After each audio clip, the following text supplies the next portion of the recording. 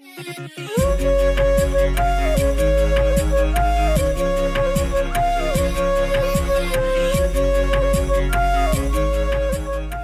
Hello everyone, welcome back once again.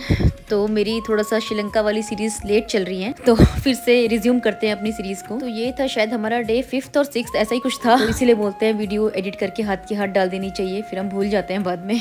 So sorry for that. तो इस दिन हमारा समुद्र काफ़ी उफान पे था और ये सुबह सुबह का सीन है। बेसिकली ये वीडियो मैंने सुबह सुबह शूट किया था, अर्ली मॉर्निंग। और इसको शूट करने के लिए हम गए थे होटल के टॉप फ्लोर में, क्योंकि वहाँ से व्यू बड़ा मस्त दिख रहा था, आप देख सकते हो। और फिर टॉप फ्लोर से हम सीधा पहुँच गए जमीन पे, ग्राउंड फ्लोर में। सुबह की हमने सी साइड वॉक और लिया थोड़ा सा लहरों का आनंद। के सफर में गुजर जाते हैं जो मकान, वो फिर नहीं आते, वो फिर नहीं आते। जिंदगी के सफर, ये जो लहरें होती है ना, वो यहाँ तक आ गया। ये जो लहरें होती है ना, ये पीछे से तो बड़ी गुस्से में आती है, जू जू करते हुए, और जब ये शोर तक आती है तो ये शांत हो जाती है थोड़ा सा।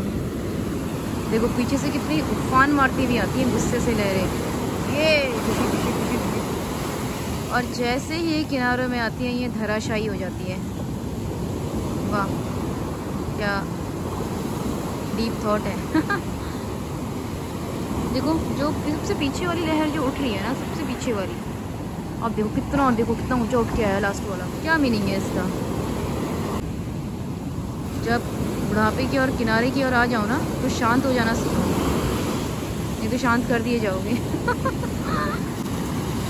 ओ माय गॉड, वो कितनी ओ माय, वो बाउंड्री सा क्या आ रहा है वो भाई, इतना जबरदस्त है वो भी यार। वो देख, फूल खिलते हैं, लोग मिलते हैं, फूल खिलते हैं, लोग मिलते हैं, मगर पतझड़ में जो फूल मुरझा जाएंगे, नगमों की खिलती कलियां चुनने वाले,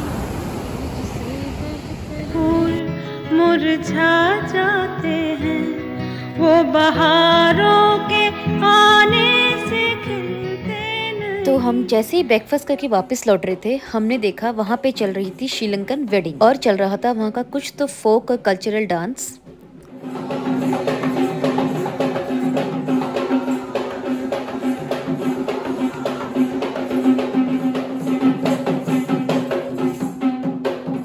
कौन है?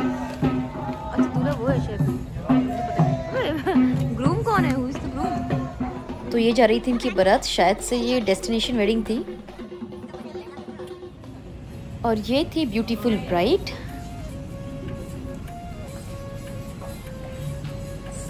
क्योंकि हमारी यहाँ की ट्रेन जर्नी रह गई थी, तो हम लोगों ने डिसाइड किया कि बेंटुटा टू कोलंबो हम जाएंगे ट्रेन में। और हमारे गाइड बता रहे थे कि इस ट्रेन के स्टेशन का कोई नामकरण नहीं हुआ है, इसका कोई नाम नहीं है। तो दो गांव के बीच में लड़ाई है, तो दोनों गांव वाले कहते हैं कि इसका नाम हम रखेंगे। तो अभी तक इसका नाम ही नहीं रखा गया है इस ट्रेन के स्टेशन का।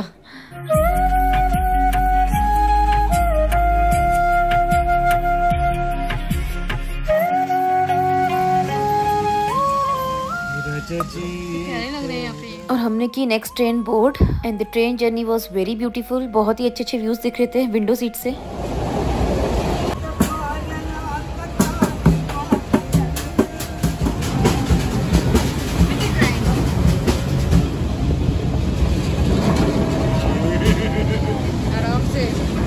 तो आज का दिन तो सिर्फ लहरों का दिन है, and this window seat is really worth it.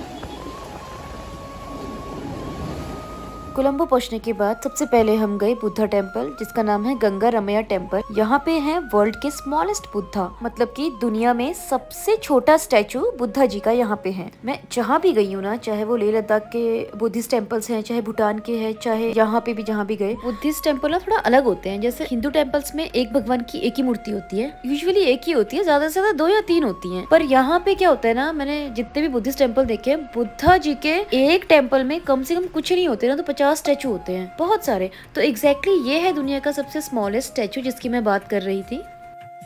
वो उस ग्लास के अंदर है तो इतना क्लियर नहीं दिखेगा, और आप आजू बाजू देख सकते हो कितने सारे बुद्धा जी के स्टैचूज हैं। और बुद्धा टेम्पल में ना बुद्धा जी के सामने 2 बॉल पानी के जरूर रखे जाते हैं। और ये थे यहाँ पे एक मॉन्क, इन्होंने हमें बाधा ब्लेसिंग थ्रेड, जिसको हम बोलते हैं कलावा बेसिकली।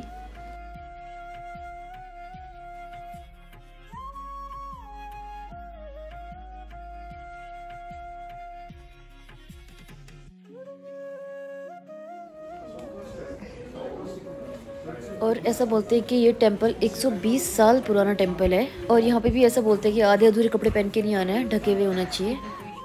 तो ये है मंदिर का सबसे पवित्र स्थान, सबसे सैक्रेड प्लेस। ऐसा बोलते हैं ये जो पेड़ है ना, ये बहुत पुराना पेड़ है। इस पेड़ का बीज जो है ना वो इंडिया से लाया गया। तो ऐसा कहते हैं जो बुद्धा जी थे ना वो बोधि ट्री के नीचे बैठ के एनलाइटेंड हुए थे। मतलब इसी पेड़ के नीचे बैठ के उनको कुछ तो स्पिरिचुअल ज्ञान की प्राप्ति हुई थी जो इंडिया में था। तो उसी का बीज फिर यहाँ लाके लगाया गया। तो इस पेड़ की बहुत मान्यता है यहाँ, ये बहुत ही सैक्रेड और बहुत ही पवित्र माना जाता है। इंडिया में ये ट्री शायद था बोध गया में, बोध गया जो पड़ता है बिहार में, और जो बहुत फेमस है बोध गया, बहुत बड़ा पिलग्रिमेज हुआ करता था, अभी भी है। So this is as per my knowledge. अगर कुछ गलत बोला हो तो please correct me in the comment section. और ट्री के ठीक बगल में मुझे दिखा ये एम्बलम और चक्रा, तो शायद इसलिए लगाया हुआ क्योंकि इंडिया से इसका सीड आया था, मे बी। अगर किसी को पता है तो प्लीज मुझे कमेंट सेक्शन में बताइएगा कि यहाँ पे इंडिया का चक्रा और ये मतलब ये एम्बलम क्यों लगा हुआ है। तो ये था जो मैंने सुना और पढ़ा। अगर मैं कहीं पे गलत हूँ तो एज आई ऑलवेज सेज कि आप मुझे कमेंट सेक्शन में सही ज्ञान दे सकते हैं। चलो कोई बात नहीं, वैसे भी निकाल लूंगी। और ये वाकई में बहुत बड़ा टेम्पल है, बहुत बड़ा।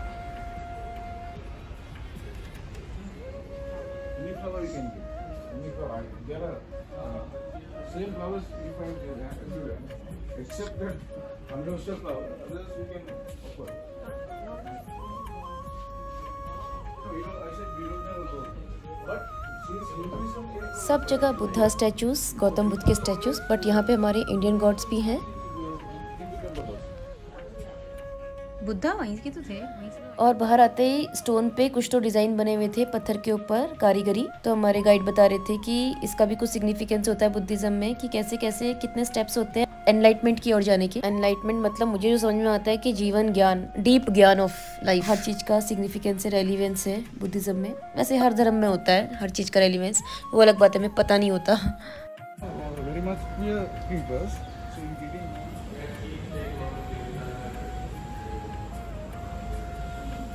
सो now we are in the main Colombo. तो कोलंबो है कैपिटल श्रीलंका की। ये डेवलप्ड सिटी है, अच्छा है। मतलब यहाँ पे बहुत सारी आईटी कंपनीज भी है, मैंने सुना है। तो हम पहुँच गए हैं कोलंबो के इंडिपेंडेंस मेमोरियल हॉल में, और या फिर इसको मेमोरियल म्यूजियम भी बोलते हैं। और यहाँ पे होते हैं इनके इंडिपेंडेंस डे के सारे रिचुअल्स, ये कह सकते हो सारे सेलिब्रेशंस, जैसे अपने होते हैं रेड फोर्ट में, लाल किला में। Statue of first prime minister of Sri Lanka after independence, like we have Jawaharlal Nehru, वैसे ही यहाँ के ये फर्स्ट प्राइम मिनिस्टर थे। The independence day 1948 4th February is the independence day of Sri Lanka. तो ब्रिटिशर्स ने यहाँ भी कब्जा कर लिया था, कहीं नहीं छोड़ा इन लोगों ने। तो यहाँ पे 4th February को always every year religious activities होती है, और शायद भाषण देते होंगे यहाँ के मंत्री शंत्री लोग।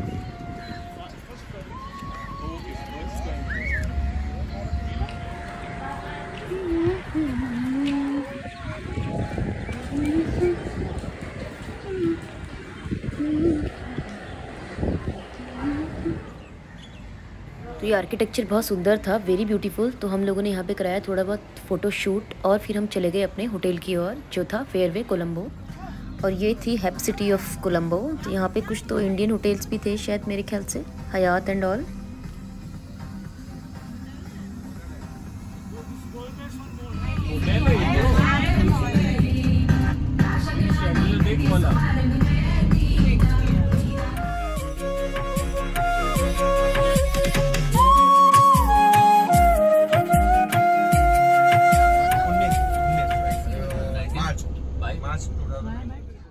तो ओल्ड पार्लियामेंट, प्रेसिडेंशियल हाउस, सारे बिग नेम्स ऑफ होटल सभी इसी लेन में है।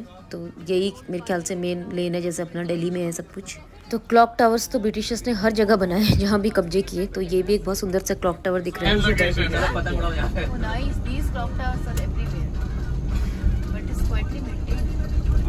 Prime Minister's house is this side. तो भगते भगाते थकते थकाते फाइनली हम पहुंच गए अपने होटल में। तो ऑलमोस्ट मोटा मोटा सब कवर कर लिया है, बस एक जगह रह गई थी हमारी सिगरिया, वो मैं इस बार नहीं देख पाई, जो है रावण की गुफा। तो अब हम चले अपने अपने रूम्स की ओर, और इस होटल को देख के मुझे अपने बर्लिन वाले होटल की याद आ रही है, मैरियट की। होटल था या हवा महल, हर जगह रास्ते ही रास्ते। तो ये है आज का dinner with some starters and salad, और यहाँ पे भी है पैशन फ्रूट का जूस, पैशन जूस बेसिकली। अपने उत्तराखंड में इसको कोई नहीं पूछता सच में, और यहाँ इसकी इतनी वैल्यू है, बट ये कुछ तो फ्लेवर तरीके से बना के इसको प्रेजेंट करते हैं, ऐसे रॉ खाने में तो ये बिल्कुल भी अच्छा नहीं लगता। तो आज के लिए इतना ही, बाकी डिटेल्स देखेंगे नेक्स्ट व्लॉग में। साथ निभाता चला गया,